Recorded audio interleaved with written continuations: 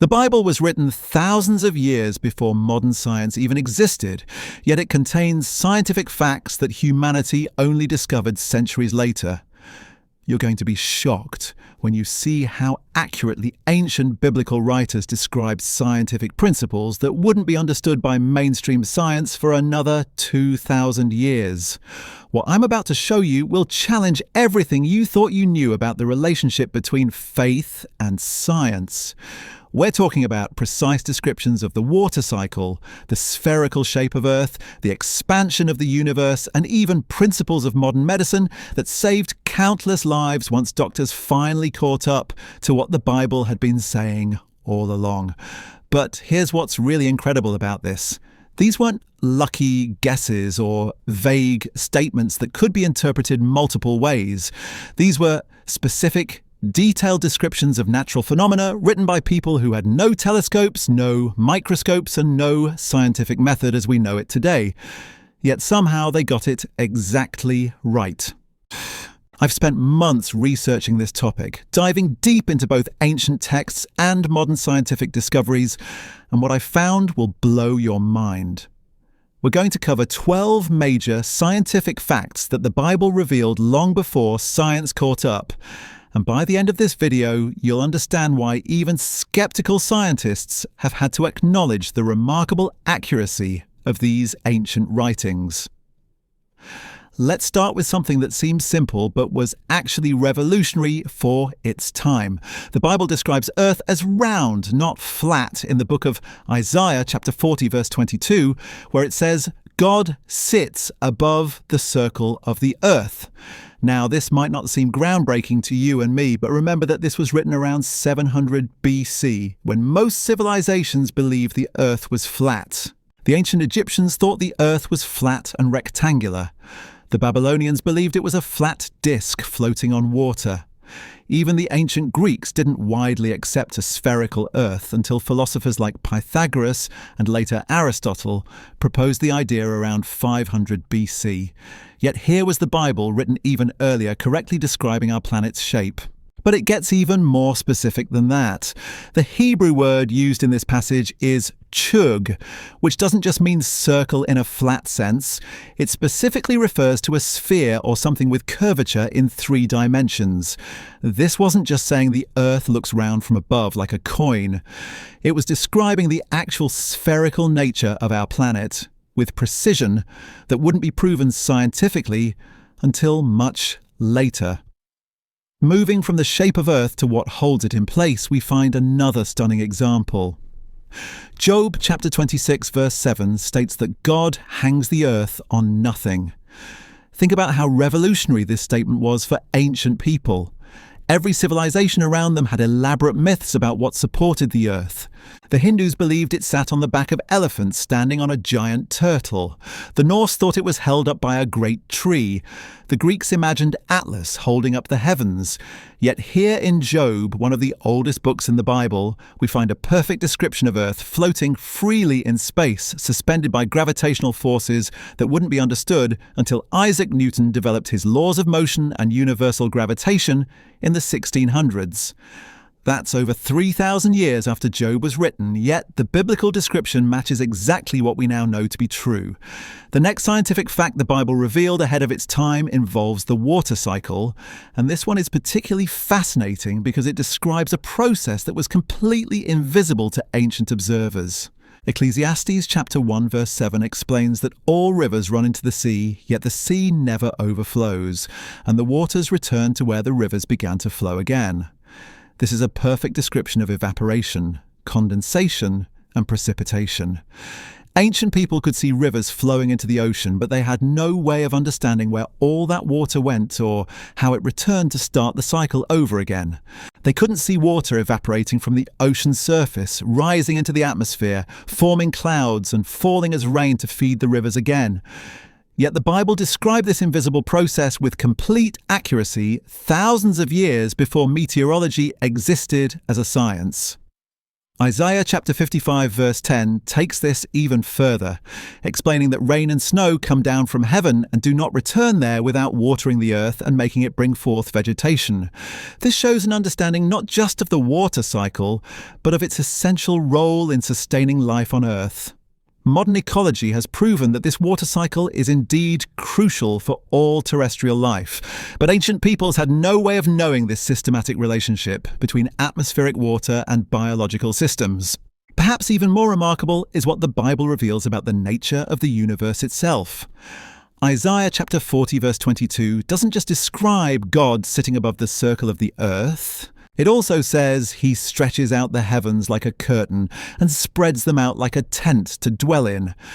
This is an incredibly accurate description of what modern cosmology calls the expansion of the universe. For most of human history, people assumed the universe was static and unchanging. Even Albert Einstein initially believed this and actually modified his equations to account for a static universe. It wasn't until Edwin Hubble's observations in the 1920s that science discovered the universe is indeed expanding, with galaxies moving away from each other in all directions. Yet here was Isaiah, writing around 700 BC, describing the heavens being stretched out exactly as we now know they are. The precision of this language is startling. Isaiah doesn't say God created the heavens or established the heavens. He specifically uses language that implies ongoing expansion, stretching, spreading out. This matches perfectly with our modern understanding that space itself is expanding, carrying galaxies along with it, like dots on the surface of an inflating balloon. But the Bible's scientific accuracy extends beyond astronomy and geography into the realm of medicine and health. Leviticus chapter 17 verse 11 states that the life of the flesh is in the blood. For thousands of years, people didn't understand why this was true. Many ancient medical practices, like bloodletting, were based on completely wrong ideas about what blood actually did in the body. It wasn't until William Harvey discovered blood circulation in 1628 that science began to understand how crucial blood is to life.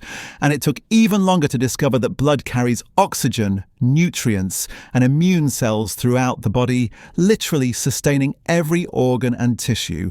Modern medicine now knows that blood is indeed where the life of the body resides, carrying everything necessary for cellular function and survival. The biblical understanding of blood's importance led to other medically sound practices as well. The Old Testament laws required that any blood from sacrificed animals be drained completely before the meat could be eaten. This practice, which seemed purely religious to outsiders, actually protected the Israelites from numerous blood-borne diseases and parasites that plagued other ancient peoples. Leviticus also established quarantine procedures for infectious diseases that were remarkably advanced for their time. Chapter 13 describes detailed protocols for identifying and isolating people with contagious skin conditions, requiring them to live outside the camp until they were certified clean by religious authorities who functioned as health inspectors. These quarantine practices included the person calling out "unclean, unclean" to warn others to keep their distance, covering their mouth and nose, and washing their clothes and bodies with running water. Modern epidemiology has proven that these exact measures are highly effective at preventing the spread of infectious diseases. Yet they were instituted thousands of years before anyone understood how diseases actually transmitted from person to person. What makes all of these examples even more compelling is that they weren't presented as scientific theories or discoveries. They were woven naturally into religious and historical texts, stated as simple facts about the world God had created. The writers weren't trying to prove scientific points or impress future generations with their knowledge. They were recording what they understood to be true about the world around them, guided by divine revelation that gave them insights far beyond what human observation alone could provide. The implications of this become even more fascinating when you look at biblical descriptions of atmospheric pressure and weather patterns. Job chapter 28 verse 25 describes how God gives weight to the wind and measures out the waters. For thousands of years, people thought air was weightless. They could feel wind pushing against them, but the concept that air itself had measurable weight seemed absurd. It wasn't until Evangelista Torricelli invented the barometer in 1643 that science discovered air pressure and began to understand that the atmosphere has actual weight pressing down on everything at Earth's surface. We now know that at sea level, the atmosphere exerts about 14.5 pounds of pressure per square inch. Yet Job was describing the weight of air more than 3,000 years before anyone could measure it. The Bible also demonstrates remarkable understanding of geological processes that wouldn't be comprehended by science for millennia. Psalm 104 describes how God laid the foundations of the earth and how the mountains rise and valleys sink down to the places God appointed for them. This sounds like a poetic description until you realize it's actually describing plate tectonics and geological formation. Modern geology has revealed that mountain ranges are indeed pushed up from the Earth's crust through tectonic activity, while valleys are formed through erosion and geological settling. These processes happen over millions of years and were completely invisible to ancient peoples. Yet the biblical description captures the dynamic nature of Earth's surface with startling accuracy. Even more specific is what the Bible reveals about the nature of light itself. Job chapter 38 verse 19 asks where light dwells and where darkness has its place, suggesting that light has a specific location or source. For most of history, people thought light was simply the absence of darkness, not something that actually travelled or had properties of its own, but modern physics has shown that light is indeed electromagnetic radiation that travels at a specific speed and has measurable properties. Light does have a dwelling place in the sense that it originates from specific sources and travels through space. The Bible's description of light as something that dwells somewhere rather than just being the opposite of darkness aligns perfectly with our modern understanding of photons and electromagnetic radiation. Perhaps even more remarkable is how the Bible describes the stars. Genesis chapter 15 verse 5 tells Abraham to look toward heaven and count the stars if he's able, implying there are too many to number. For ancient peoples looking up at the night sky with naked eyes, this seemed like an exaggeration. They could see maybe 2,000 to 3,000 stars on a clear night, a number that certainly seemed countable. But modern astronomy has revealed that there are more stars in the observable universe than grains of sand on all the beaches of Earth. We now estimate over 70 sextillion stars exist, a number so vast it's essentially uncountable, just as the Bible suggested. Abraham couldn't have known this through observation alone, yet the biblical statement proves remarkably accurate. The Bible also demonstrates advanced understanding of nutrition and food safety that saved lives long before anyone understood why these practices worked. Leviticus chapter 11 and Deuteronomy chapter 14 provide detailed lists of clean and unclean animals, forbidding the consumption of pork, shellfish, and other foods that we now know carry high risks of parasites and foodborne illness. Pigs can carry trichinosis, a parasitic infection that was often fatal in ancient times. Shellfish like oysters and clams are filter feeders that concentrate toxins and bacteria from polluted water. Many of the birds listed as unclean are scavengers that feed on carrion and carry diseases. These dietary restrictions protected the Israelites from numerous health problems that plagued surrounding cultures. The timing requirements for circumcision provide another stunning example of biblical medical accuracy. Genesis chapter 17 establishes that male children should be circumcised on the 8th day after birth. For thousands of years, this seemed like an arbitrary religious requirement with no medical significance. But modern medicine has discovered that vitamin K, which is essential for blood clotting, reaches its optimal levels in newborns on the 8th day of life. Before this point, babies are at higher risk of bleeding complications from any surgical procedure. The biblical timing for circumcision corresponds exactly with when the procedure is safest from a medical standpoint. The Bible even demonstrates understanding of principles that wouldn't be discovered until the development of modern genetics. Genesis describes how Jacob used selective breeding techniques with Laban's flocks, manipulating environmental factors during mating to influence the appearance of offspring. While the specific mechanism described might seem superstitious, The underlying principle that environmental factors during reproduction can influence genetic expression aligns with modern understanding of epigenetics. What's particularly striking about all these examples is how they're presented matter-of-factly, without fanfare or explanation. The biblical writers weren't trying to prove their scientific knowledge or impress future readers.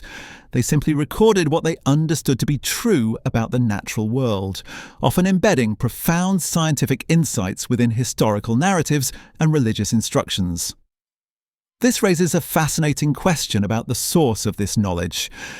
How did ancient peoples, living in pre-scientific cultures with limited technology and no formal scientific method, accurately describe phenomena they couldn't possibly observe or understand through human means alone?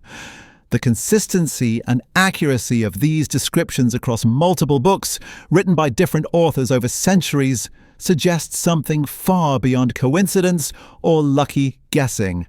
The mathematical precision found in biblical measurements and proportions provides yet another layer of evidence. The design specifications for Noah's Ark, for example, describe a vessel with proportions that naval architects now recognize as optimal for stability and cargo capacity. The dimensions create a length-to-width ratio that maximizes structural integrity while minimizing material stress, principles that weren't formally understood until modern shipbuilding developed advanced engineering techniques. So there you have it.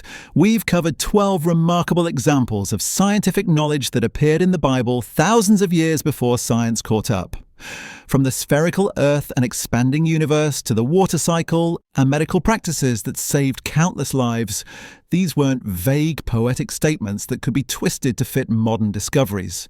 They were precise, detailed descriptions of natural phenomena that ancient peoples had no way of understanding through observation alone. What makes this even more incredible is that we've only scratched the surface. There are dozens more examples scattered throughout biblical texts, each one demonstrating knowledge that seems impossible for its time period. The mathematical precision, the medical accuracy, the astronomical insights, the geological understanding, all recorded by people who lived in pre-scientific cultures with no telescopes, no laboratories, and no scientific method. This raises questions that go far beyond science and into the realm of the supernatural. How did these ancient writers know things that humanity wouldn't discover for another 2,000 years? The evidence suggests something extraordinary was at work, providing insights that transcended human knowledge and observation. Whether you approach this from a perspective of faith or pure scientific curiosity, the facts speak for themselves. The Bible contains scientific knowledge that was literally impossible for its time, recorded with an accuracy that continues to amaze researchers today. And that's something worth thinking about, regardless of where you stand on questions of faith and science.